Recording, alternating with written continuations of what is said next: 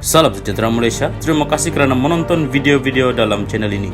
Sebelum kita mula, jangan lupa untuk tekan tombol subscribe, share, like dan komen. Let's go! Salam sejahtera dan salam perpaduan. Berita seterusnya bertajuk Orang Melayu sedang ditipu terang-terangan, kata Hadi. Berita penuh. Presiden PAS Abdul Hadi Awang sekali lagi mengajak orang Melayu menyertai perpaduan yang diusahakannya agar bangsa berkenaan dapat diselamatkan, sekaligus mencontohi langkah yang didakwanya dilakukan Nabi Muhammad dulu. Kata Abdul Hadi, ketika ini orang Melayu ditipu secara terang-terangan akibat sikap lalai serta jahil masing-masing. Tambah ahli Parlimen Marang itu, orang Melayu menjadi mangsa dalam langkah politik negara selain menghadapi masalah rasuah, keruntuhan moral dan lain-lain termasuk perpecahan dalam hal cabang agama serta perebutan harta. Kaum Melayu dipermain-mainkan dan ditipu secara terang-terangan dalam kejahilan serta kelalaian mereka, katanya dalam hantaran di media sosialnya. Abdul Hadi yang pernah dilantik sebagai duta khas bertaraf menteri dalam kerajaan sebelum ini menegaskan orang Melayu tidak boleh membiarkan kuasa politik yang masih ada terlepas kerana jahil dan leka. Selamatkan keadaan hari ini dengan perpaduan bangsa Melayu Islam seperti mana Rasulullah memulakan dengan perpaduan bangsa Arab, katanya. Gesaan Abdul Hadi dan PAS ke arah perpaduan berteraskan Melayu bukanlah baru. Ia semakin ketara dibuat parti itu selepas berakhirnya PRU ke-14 pada 2018 dan menyaksikan PAS bekerjasama dengan UMNO melalui Muafakat Nasional. Keputusan PRU ke-15 tahun lalu menyaksikan PAS tercicir daripada kuasa sebagai kerajaan pusat.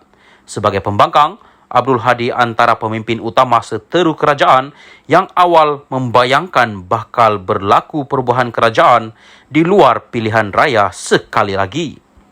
Terbaru, PAS mengadakan kerjasama secara rasmi memberikan sokongan kepada inisiatif proklamasi orang Melayu yang diawali bekas Perdana Menteri Dr. Mahathir Mohamad. Inisiatif tersebut disebut sebagai mahu menyatukan semua orang Melayu tanpa mengira parti. Bagaimanapun setakat ini, Bersatu yang menjadi rakan PAS dalam PN belum menyatakan sokongan mereka kecuali melalui beberapa pemimpin parti terbabit atas kapasiti pribadi. Menurut Abdul Hadi, PAS menyokong inisiatif Mahathir untuk menemukan para pemimpin, ilmuwan, parti politik, pertubuhan bukan kerajaan NGO dan orang-orang yang berpengaruh dalam kalangan bangsa Melayu. Pada masa sama, Abdul Hadi menggesa pihak yang tenggelam kerana menghalalkan segala cara untuk mencapai matlamat agar diketepikan. Golongan terbabit didakwa ahli politik berusia 75 tahun itu lagi turut menyerang secara pribadi tokoh Melayu yang berjaya dalam politik, ekonomi, akademik dan berbagai ungkitan dan sindiran. Abdul Hadi juga mendakwa masyarakat bukan Islam dan bukan Melayu adalah golongan yang terbesar menjadi penyakau serta terlibat dalam kegiatan rasuah. Melayu yang bekerja sama dengan golongan terbabit, tambah Abdul Hadi, termasuk golongan cendekiawan yang meletakkan otak di dalam perut. Dia juga mengumpamakan Melayu dan cendekiawan terbabit seperti kera.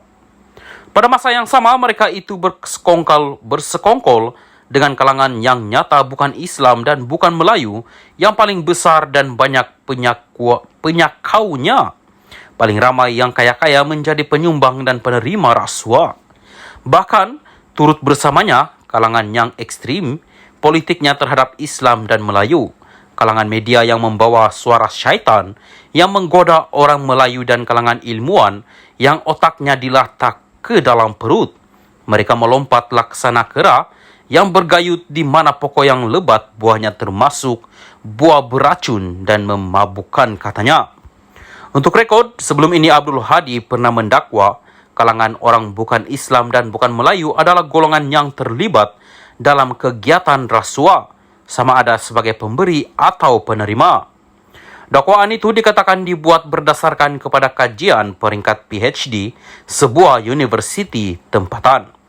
Bagaimanapun, pengurus CPN Muhyiddin Yassin kemudian mengendurkan polemik tersebut dengan menyatakan amalan rasuah tidak terhad hanya kepada penganut agama atau bangsa tertentu. Katanya, realiti yang berlaku sekarang ialah amalan tersebut dilakukan oleh semua kumpulan dan berleluasa. Justru Muhyiddin yang juga seorang lagi bekas Perdana Menteri meminta agar isu tersebut tidak perlu didebatkan lagi atau dikaitkan dengan mana-mana kumpulan serta penganut tertentu. Rasuah sudah agak berlaku berleluasa. Orang bukan Islam ada melakukan rasuah. Yang Islam pun ada rasuah. Saya rasa mungkin ia tidak perlu orang didebatkan. Realitinya itu yang sedang berlaku, katanya semasa menghadiri perasmian Muktamar PAS ke-68 di kota Sarang Semut, Alosta 3 September tahun lalu. Salam sejahtera dan salam perpaduan berita seterusnya. Siasatan SPRM. Menteri minta media beri ruang, tidak spekulasi. Berita penuh. Menteri Sumber Manusia V. Sivakumar mengesahkan bahawa Suruhanjaya Pencegahan Rasuah Malaysia SPRM telah menahan seorang pegawai kanan ketika serbuan di kementerian itu di Putrajaya pagi ini. Saya maklum berkenaan penahanan pegawai daripada pejabat saya. Memandangkan perkara ini masih dalam siasatan pihak SPRM, saya tidak dapat memberikan sebarang komen berhubung perkara ini. Saya dan Kementerian Sumber Manusia KSM akan memberi kerjasama penuh kepada agensi siasatan sekiranya diperlukan, katanya menerusi kenyataan media sebentar tadi. Terdahulu, Malaysia kini melaporkan bahawa SPRM telah menahan seorang pegawai kanan yang bertugas di pejabat menteri yang dikatakan merupakan bekas pemimpin pemuda DAP Perak. Sumber dalaman SPRM memberitahu turut ditahan seorang ahli perniagaan berasal dari Ipoh, Perak bagi membantu siasatan. Ketika dihubungi, Ketua Pesuruhjaya SPRM Azam Baki mengesahkan bahawa tangkapan itu berkaitan dengan dakwaan rasuah yang melibatkan sebuah agensi pengambilan pekerja asing. Kes rasuah berkaitan kota pengambilan pekerja asing, katanya dalam pesanan teks ringkas kepada Malaysia kini. Sementara itu, Sivakumar meminta pihak media memberi ruang kepada SPRM untuk membuat siasatan dan tidak membuat sebarang andaian.